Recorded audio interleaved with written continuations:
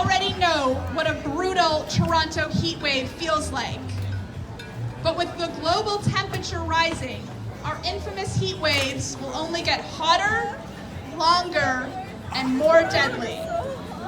By the year 2040, 21 years away, we will see 60 to 65 days above 30 degrees Celsius a year. That's more than double the current maximum. Think about that. That is 2 straight months of a heat wave. The increase in the length and depth of these heat waves will hit the most vulnerable among us, as they already do.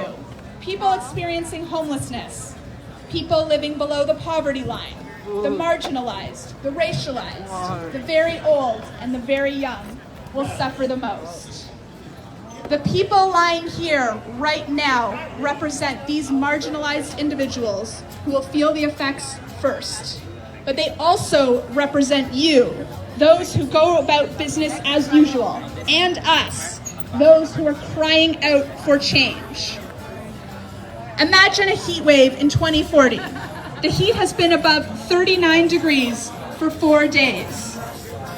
Already, people experiencing homelessness, the elderly, those with respiratory conditions, and those who live without air conditioning are suffering.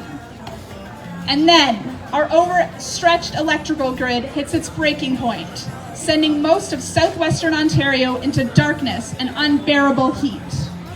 Emergency services are stretched to the breaking point. Overtaxed, overheated crews are rescuing people trapped in elevators, rescuing disabled and elderly people from their stifling apartments. Black and brown communities report 16-hour waits for ambulances. Every hospital in the city is running over capacity. The lines for cooling centers stretch hundreds of people deep. Fights are breaking out at grocery stores over bottled water. Tens of thousands are suffering from heat exhaustion and heat stroke, but with no way to cool down, their lives are in jeopardy. The death toll is as yet unknown. The people who lie here right now represent the coming toll of extreme heat. They represent the terrifying future for our city if we do not act now on climate breakdown. The extreme heat is coming for us all, and like the effects of climate change, it will hit the poor, the marginalized, and the racialized among us first. This is why we are rebelling. This is what we are trying to avert.